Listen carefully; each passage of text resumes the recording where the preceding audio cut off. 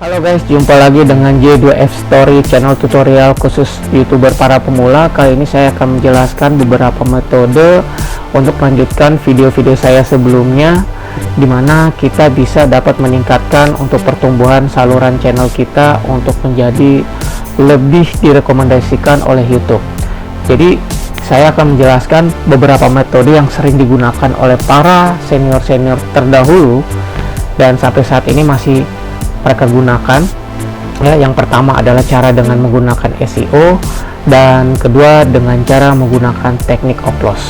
Nah, kedua metode ini saling melengkapi dan dapat berguna buat perkembangan YouTube kita. Oke, kita langsung aja ke TKP.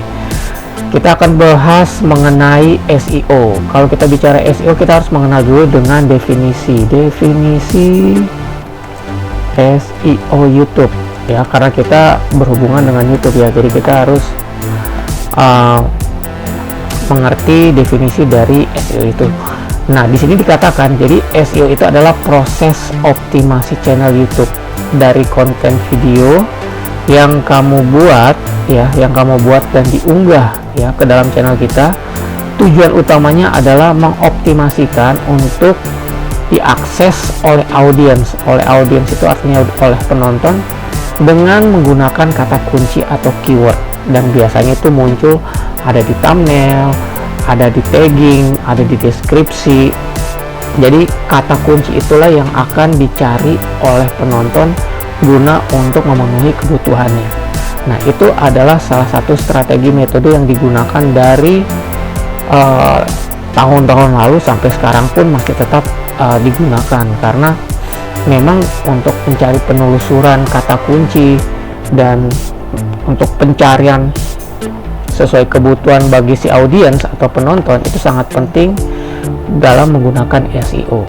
Nah, trik-trik yang digunakan dalam SEO itu sebenarnya dapat kita lihat di sini ya. Oke, kita lihat dulu ya. SEO. Kita lihat dari abang kita Ben Jesse.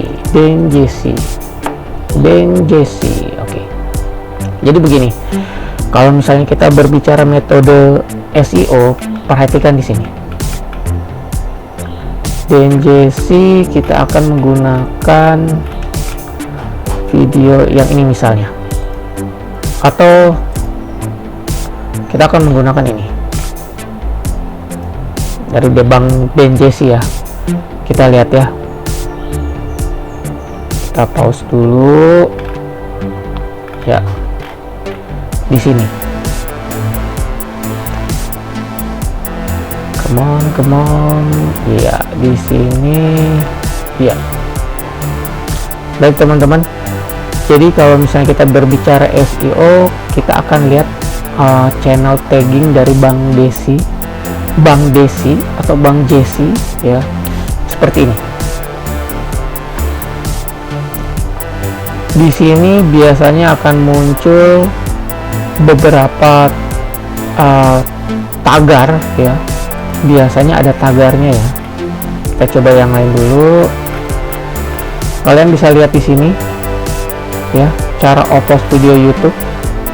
Di sini ada 4, ada tagar 11, ada tagar 16 ya. Tagar 11, tagar 2, tagar 5. Nah, inilah yang dikatakan pencarian oleh para audiens. Jadi mereka menggunakan kata kunci ini yang mereka lihat. Biasanya dengan kata kunci ini semakin banyak ya, semakin besar angkanya bertambah. Jadi yang ini ada 5, ada 2, ada 11. Yang inilah dikatakan what this video rank for in YouTube search when searching for this keyword. Jadi ada berapa orang yang mengetik dengan menggunakan kata kunci ini. Ini yang dimaksudkan dengan metode cara menggunakan SEO. Jadi bagaimana caranya di taggingnya kita itu ada yang seperti ini. Jadi kita tinggal dioptimasikan aja agar pencarian berdasarkan kata kunci di penelusuran ya, maupun rekomendasi dari YouTube itu akan berpengaruh dari ini. Ya, itu adalah video tagnya dari abang kita Edis De Melon ya. Nah, dia juga menjelaskan tentang metode upload video. Nanti saya akan jelaskan seperti apa metode upload videonya. Tetapi kalau kita berbicara SEO, itu adalah hal yang paling utama untuk YouTuber pemula, karena masih dalam proses pengembangan untuk mencapai 1000 subscriber dan 4000 jam tayang. Jadi kita memang masih menggunakan SEO ya, daripada bagi mereka yang sudah terkenal channelnya tanpa menggunakan tagging pun para penonton pun sudah tahu gitu. Tinggal ketik aja di judulnya aja itu sudah direkomendasikan oleh YouTube, karena jumlah jam tayangnya itu sudah tinggi dan subscribernya pun sudah banyak. Jadi banyak orang yang sudah mengenal. Jadi subscriber itu muncul setiap ada di akun-akun mereka gitu sebagai penonton gitu ya. Nah, kembali lagi kalau misalnya kita bicara SEO, itu dapat kita lengkapi jika kita menggunakan metode yang kedua, yaitu upload video. Saya akan contohkan upload video seperti ini ya. Misalnya akun tutorial ya. Jadi akun utama kita tutorial.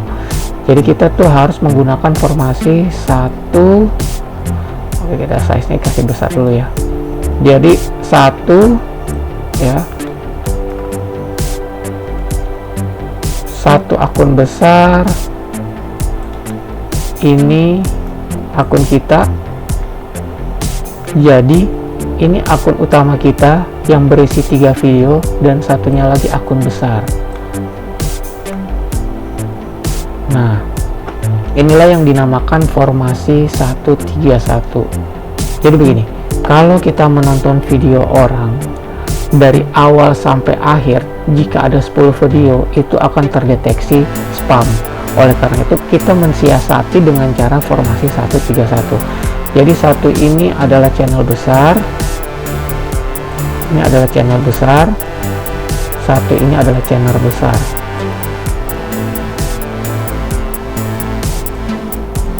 Sedangkan 3 ini adalah video kita. Ini video di akun utama kita ya, ini video akun utama kita, akun utama.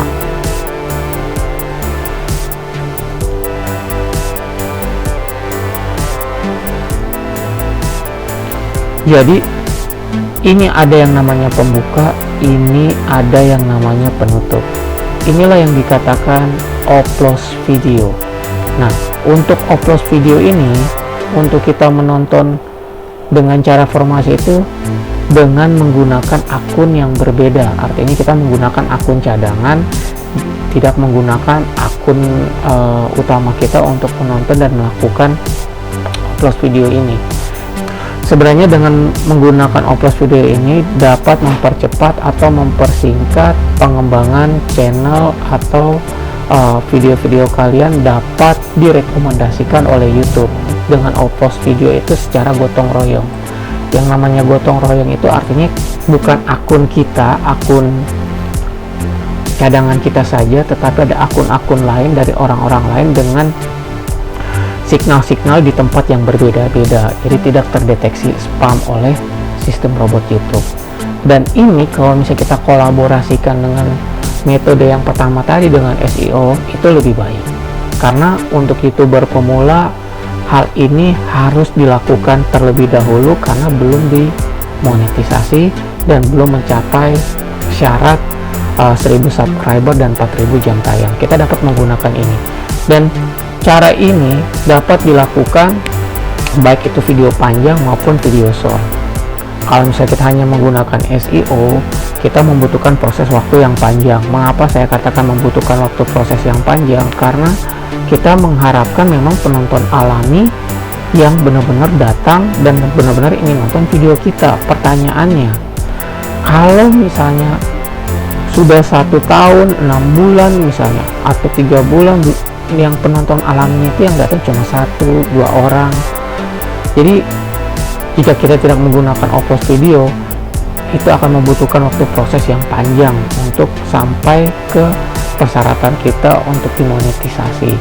Dengan teknik upload ini tidak bisa dikatakan menyembuhkan ya, tapi ini hanya bisa dikatakan menahan rasa sakit gitu ya. Kalau misalnya kita bicara dunia kesehatan atau dunia kedokteran ya, ini kita hanya mencoba agar jangan sampai retensi penonton kita tuh nggak terlalu ke bawah, dan supaya kalau rekomendasi kita selalu stay di tengah-tengah gitu, di middle ya, setidaknya rekomendasi YouTube itu akan cepat naik peringkat ke posisi yang atas sesuai dengan SEO yang saya jelaskan tadi dengan menggunakan kata keyword, baik itu tagging, baik itu deskripsi, baik itu thumbnailnya gitu. Dan itu memang harus dipelajari teman-teman, itu nggak bisa asal masukin aja sebenarnya. Ketika nanti kalian sudah dimonetisasi, channel kalian sudah berkembang pesat, artinya sudah banyak yang nonton, memang salah satu untuk membangun ya seperti itu, kita harus saling kerjasama. Lalu apakah hal ini diperbolehkan oleh YouTube? Selama tidak melanggar peraturan pedoman komunitas YouTube, sangat-sangat diperbolehkan. Jadi dua metode ini memang tidak terpisahkan. Kalau misalnya kita kolaborasikan, saya rasa dengan tempo sesingkat-singkatnya pasti channel kita sudah mencapai syarat 1000 subscriber dan 4000 jam tayang, asalkan kunci utamanya adalah kalian masuk ke dalam sebuah komunitas. Dan yang perlu dihindari sekali lagi, seperti saya jelaskan di video sebelumnya, jangan pernah membeli jam tayang, jangan pernah membeli subscriber, dan jangan pernah yang namanya beli-beli yang berhubungan dengan YouTube. Hal itu saja yang bisa saya sampaikan, semoga bermanfaat. Sekian, terima kasih dari J2F Story Tutorial khusus YouTuber pemula. Ciao.